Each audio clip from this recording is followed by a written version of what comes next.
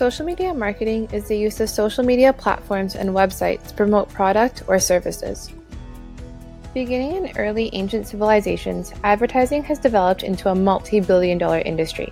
In the past 2 years, social media advertising budgets have doubled worldwide, from $16 billion US in 2014 to $31 billion in 2016.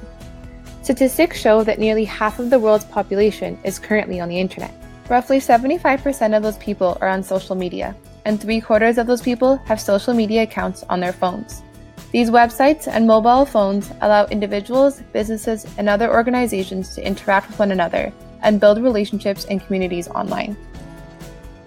Advertising can be traced back as early as ancient civilizations. During these pre-printing times, 3 forms of advertising were readily utilized: trademarks, town criers, and signboards. People would use wall paintings to make sales messages, create images associated with trade, and vendors would send out street callers or town criers. As we move into the 19th century and are introduced to the printing press, advertisements began to appear in weekly newspapers. Used to promote books and medicines, newspapers were seen as affordable middle-class commodities. This was also the beginning of false advertising, brand names, paid advertisement, and advertisement agencies. Beginning in 1994, companies devised a plan to set aside portions of its website to sell space to advertisement. Named the banner ads, advertisers were charged an upfront cost to occupy the space for a given period of time. In 1995, with the gaining popularity of banner ads, advertisers began to target specific customer demographics rather than placing the ads wherever the space was offered. As well, WebConnect introduced the Custom View tool, which indicated the number of times a particular user was shown a single banner ad. In 1996, DoubleClick emerged with the Dynamic Advertising Reporting and Targeting tool, which enabled companies to track how many times an ad was viewed and clicked on. As a result, companies were now able to view and revise their campaigns live. This also brought about the beginning of the cost per immersion instead of a flat fee. In 1999, GoTo.com is credited with the introduction of the pay per click. This resulted in companies bidding for search result placements. For example, companies would pay Yahoo $1 per click if they would put the company as their top search result. In 2006, digital ads became hyper-targeted. Beginning with Facebook, media sites selling small display ads moved onto ads targeted to a user's demographics and interests. This was the turning point from quantity of ads to quality of ads and getting the right content to the right people. In today's age, advertisers are able to pay to produce articles, videos, and other types of content for news and media sites. One of the major differences being that ads no longer look like an ad. Instead, they resemble a regular piece of content on the host's website. For example, Instagram's goal is to help companies reach their respective audiences through captivating imagery in a rich visual environment. They're able to accomplish this by producing a platform where users and companies can communicate publicly and directly. Advertisers and marketers are able to buy, run, and track ads on Instagram in one of 4 ways. Within the app, where you are able to select the posts you want to promote. Ads Manager, which is an interactive download tool that allows you to set up your ads. Power Editor, which allows you to create large amounts of ads at once. And finally, Instagram Partners if you're short of time. Once the companies have determined their method of buying ad space, they are able to communicate with viewers using one of 4 formats. Photo ads, which are available in square or landscape formats. Video ads, where you can share videos up to 60 seconds long with the addition of sight, sound, and motion. Carousel ads, where you can add multiple photos for the viewers to swipe through in a single ad. And story ads, where you're able to connect with nearly 300 million accounts using stories daily. Instagram has been a successful venture.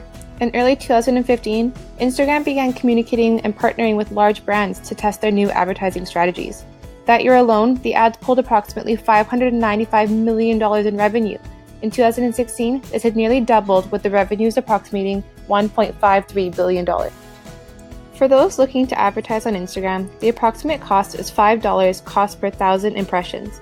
When compared to companies such as Facebook, where their cost is nearly $10, running ads on Instagram is seen as being much more cost efficient. So what messages are being sent to our youth through advertising, and what effects is it having? With 90% of users being under the age of 35, Instagram's unique demographic lends itself to the next generation of buyers. They are able to target populations through location, demographics, interests, behavior, personal information, and lookalike audiences. I decided to participate in a small personal experiment. For 24 hours, I took a screenshot of every ad that appeared on my Instagram account. I thought I would start off with a little bit about myself.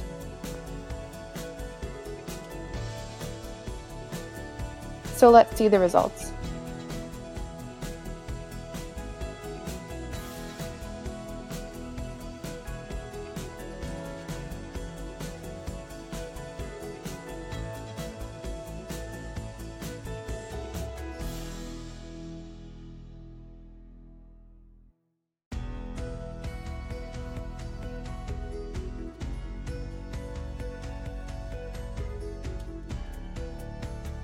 So what are some of the pros to communicating to teenagers through advertising? Public service announcements, such as messages about health, safety, and national security. Social benefits, such as promoting free speech when free speech is being suppressed. Economic benefits. Advertisements encourage companies to compete and provide new products, and choice on the variety of lifestyles and political choices available to people. What about some of the cons to communicating to teenagers through advertising? Those younger than 8 years old frequently accepting claims at face value. Teenagers accounting for more than $44 billion in annual purchasing power. Tobacco advertising, which is shown to be the cause of 1/3 of adolescent smoking. And young people viewing nearly 2,000 beer and wine commercials annually. Exposure to unhealthy foods, which encourages teens to consume more junk. Once kids turn 13, companies have little restrictions over marketing them and collecting their data. And advertisers enlisting teen followers on social media to market their products. So why advertising? Projections indicate that social media spending in the US alone is expected to increase to $17 billion in 2019. With no intentions of slowing down, it is important that students, teachers, and parents are educated on the impacts that social media can have on communicating with marketing companies. The purpose of this presentation was to illustrate the growth of communication through paid advertising on Instagram. Future presentations focusing on the effectiveness of free advertising on Instagram will help to paint a fuller picture. Thank you for watching.